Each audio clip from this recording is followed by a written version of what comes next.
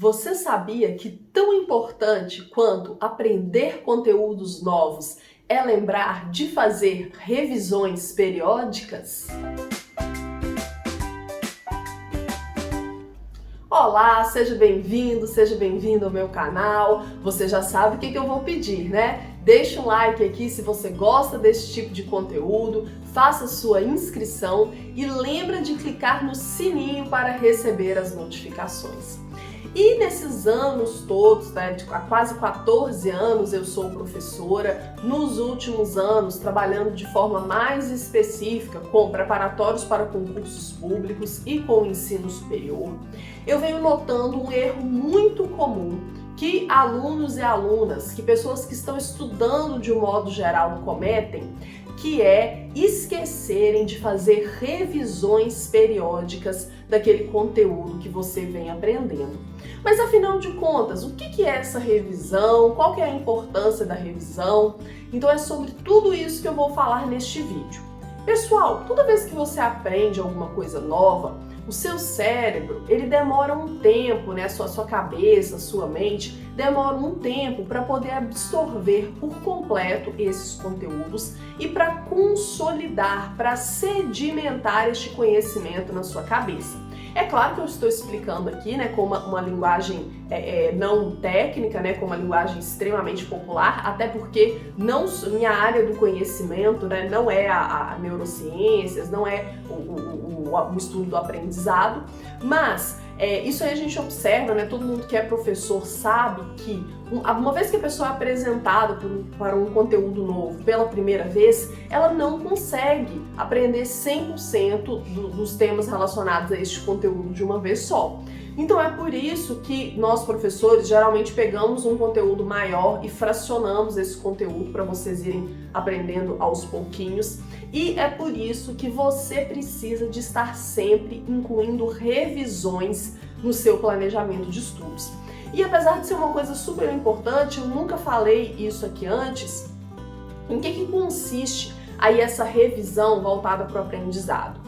Você precisa estabelecer uma periodicidade para você voltar naqueles conteúdos que foram ensinados para você, que você aprendeu, para que você releia este conteúdo novamente, se possível, para que você tome novas notas e, se possível, também que você faça questões sobre esses conteúdos ou tente aplicá-los em algum caso concreto.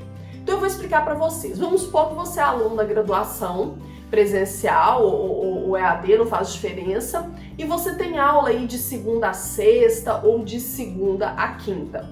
O que você vai fazer? Você vai separar um dia da semana, que geralmente é o sábado, né, para quem, enfim, concilia estudo e trabalho, ou na própria sexta-feira, é comum que às vezes a graduação tenha aula de segunda a quinta ou tenha pelo menos um dia sem aula.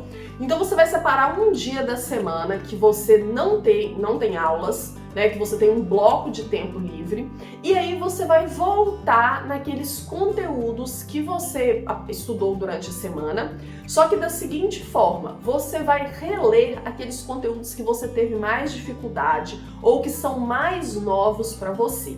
Isso mesmo, o tempo maior de revisão, ele deve ser dedicado àquele conteúdo que você acha que aprendeu menos. E aí você vai também dar uma lida naquele conteúdo, né, reler, que você já sabe, que você acha que aprendeu mais, mas o bloco de tempo maior deve ser dedicado para você reler aquele conteúdo que você sentiu mais dificuldade durante a semana. Se possível, tome novas notas, faça aí algumas anotações resumindo o conteúdo que você aprendeu. E se possível, se você ainda tiver um tempinho, procura aí na internet. A gente tem hoje, por exemplo, o QConcursos, que é um excelente site de questões, vou colocar aqui embaixo.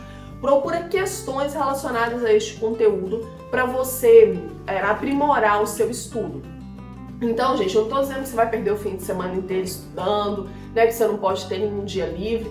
Não me entenda mal. Eu tenho certeza que dentro da sua agenda hoje você tem como separar pelo menos um bloco de tempo, uma manhã ou uma tarde, que se você tem a semana ocupada vai ser do fim de semana, para você voltar naqueles conteúdos. Então, se você conseguir estabelecer uma periodicidade de revisões semanais, Isso vai ajudar muito a sedimentar aquele conteúdo que você aprendeu, e aí você não vai ficar atolado na semana de provas, né? Se a sua graduação trabalha aí com esse calendário letivo, incluindo uma semana de provas, ou se você está estudando para concursos públicos, para alguma outra prova específica, você não vai ficar sobrecarregado, precisando de morrer de estudar na véspera.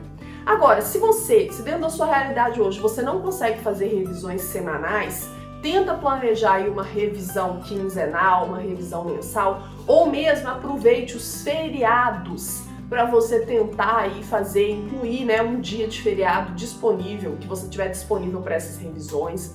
Então, o segredo para você memorizar para sempre aquilo que você aprendeu é incluir aí revisões periódicas na sua agenda, no seu planejamento de estudos. Revisões essas que serão feitas por meio de leituras de livros, de apostila, ou mesmo leituras das suas anotações na aula.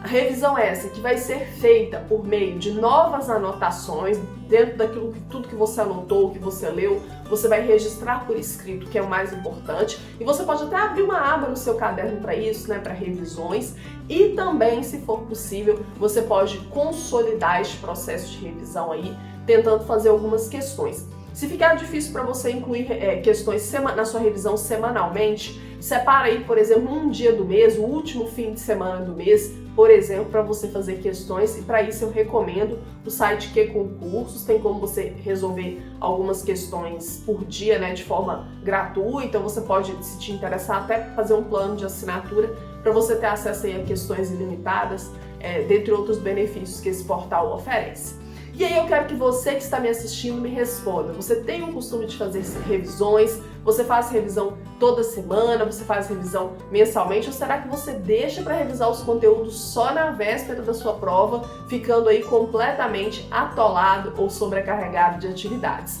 Comenta aqui embaixo que eu vou adorar saber a sua opinião sobre este tema. E se essa dica foi útil para você, não esquece de recomendar para algum amigo que você acha que pode se beneficiar também dos conteúdos que eu posto aqui. Um grande abraço e até mais!